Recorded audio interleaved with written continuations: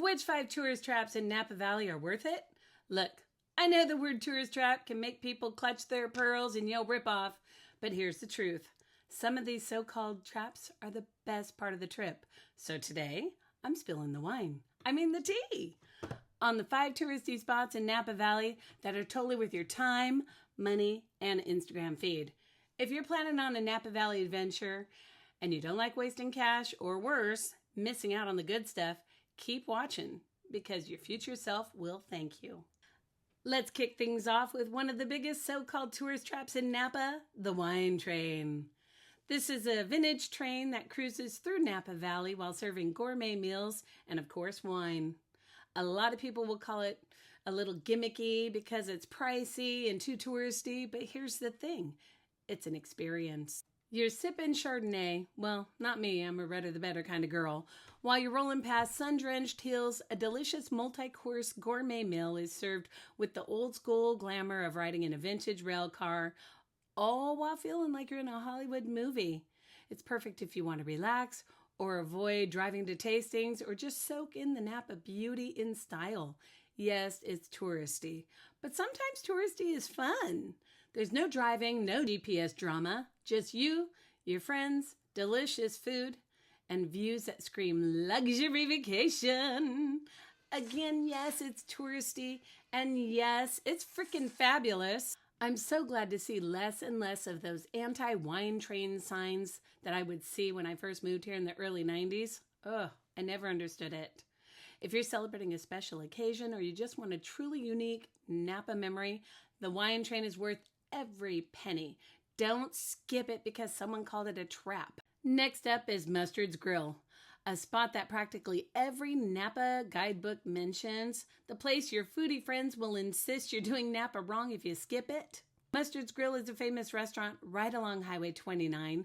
People call it a tourist trap because it's always packed and it isn't exactly cheap, but it's typical Napa Valley prices if you ask me. Here's why it's worth it.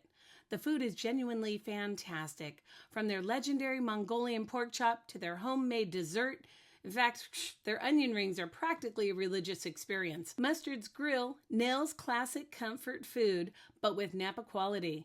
Instead of wasting time hopping place to place for lunch or scrolling endlessly on Yelp, you can go here and know that the food is consistently delicious. So if you want a sure thing for a great meal in Napa, Mustard's Grill is totally worth the hype, and your taste buds will thank you.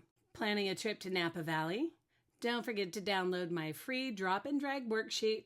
It'll assist you in your planning journey, allowing you to make quick work of those daily reservations to keep your day on track. Links are in the description, and while you're there, don't forget to like and subscribe. Thank you. Next, the medieval Disneyland of Napa Valley, Castillo di Amorosa. This is a famous medieval Tuscan-style castle winery complete with towers, dungeons, a moat, and a torture chamber. I know what you're thinking. Why is there a torture chamber in a winery?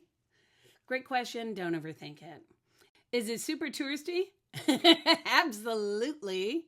But it's also seriously cool. It saves you hours of Googling unique Napa experiences. It's all in one spot. And the castle is a half day of cool. Stonework is beautiful, the guided tours are fun, and the wine tastings are solid, especially if you enjoy sweeter wines. And I know some of you out there like those. Trust me, Lord help us. And let's be honest, where else can you swirl your Sangiovese while standing next to a drawbridge? The architecture is insanely detailed, and if you're traveling with friends, kids, or love snapping cool photos on Instagram, this place saves you hours of research. If you've got the tiniest inner history geek or just want epic photos, don't skip it. Castillo di Amorosa is worth visiting at least once. Another spot that gets labeled a tourist trap is Visitui Winery. This winery is just south of St. Helena and is known for its beautiful grounds, bustling tasting room, and an amazing deli and picnic area. It's almost always busy, which is why some people steer clear. But honestly, Visitui is so fun. Sure, it's crowded, and yes, there's a bit of a tour bus vibe, but not too many places where you can buy a bottle of wine, load up on cheeses, prosciutto, French bread, and have a picnic right there in the gorgeous gardens. It's one of the few places in Napa where picnicking is allowed, so it's a unique experience that allows you to chill out and enjoy the scenery without feeling rushed. There's not a lot of winery that actually have the proper licensing to allow you to picnic. So it's super cool, affordable, and honestly a lot of fun. Think wine country tailgate, but classy. So if you're looking for a little bit lively, budget-friendly way to spend the afternoon, Visa Tui is worth battling a few crowds. Just stake out a picnic table early. How much is your time worth? Download my totally free worksheet that breaks down the American viticultural areas from Rutherford north, filled with suggestions, links, and bang for your buck. This will save you from making mistakes when planning your trip, not to mention the hours of research.